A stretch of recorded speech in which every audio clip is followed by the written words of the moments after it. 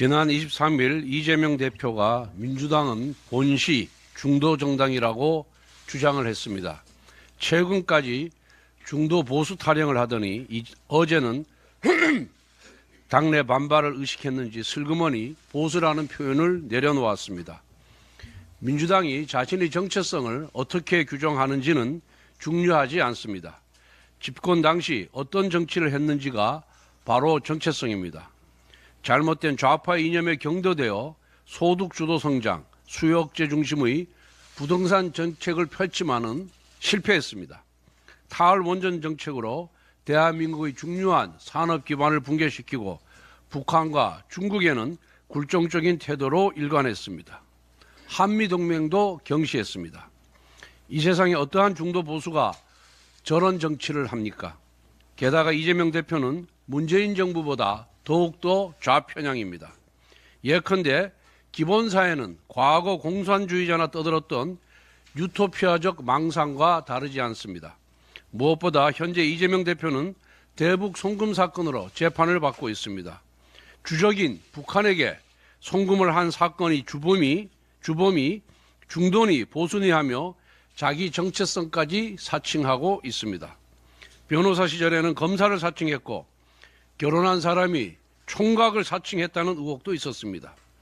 이제는 당대표가 되어 보수까지 사칭하고 있는 것입니다. 이처럼 수많은 사칭까지 했으니 이제 무엇을 또 사칭하겠습니까? 최근 이재명 대표가 주장하는 정책도 문제입니다. 오늘은 발표하고 내일은 뒤집습니다. 반도체 특별법 주 52시간 예외조항 여부, 추경의 지역상품권 포함 여부, 상속세 완화 여부 등 뭐 하나 제대로 된 입장 정리가 없습니다. 정치인이 자기 소신이 없으면 진보도 아니고 보수도 아닙니다. 그저 기회주의자의 사기 행각일 뿐입니다. 인생 자체가 사기인 사람이 여의도까지 사기판으로 만들고 있습니다.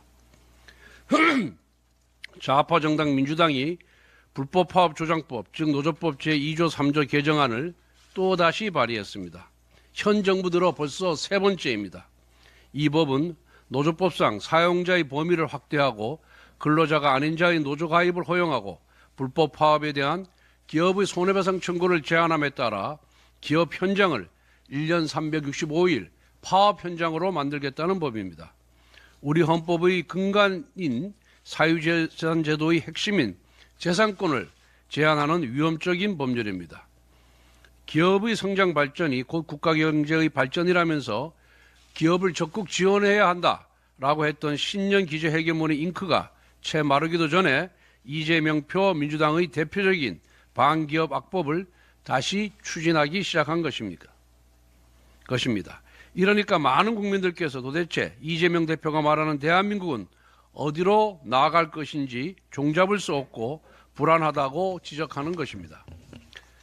하지만 헷갈릴 필요 없습니다. 이재명의 입이 아닌 이재명의 실천을 보면 답은 간단합니다. 이재명표 민주당은 근본적으로 반기업, 반시장, 반자유 좌파 정당입니다. 이재명표 우클릭은 언제나 말잔치에 불과하지만 이재명표 좌파 정책은 언제나 입법이란 실천으로 뒷받침됩니다. 민주당이라는 트럭의 운전수는 좌충 우돌 난폭 운전 이재명 대표이지만 트럭의 주인은 민주노총입니다. 민주노총의 핵심 이익을 거스르는 정책은 추진할 수 없는 당이 민주당입니다. 이재명 대표에게 조언합니다.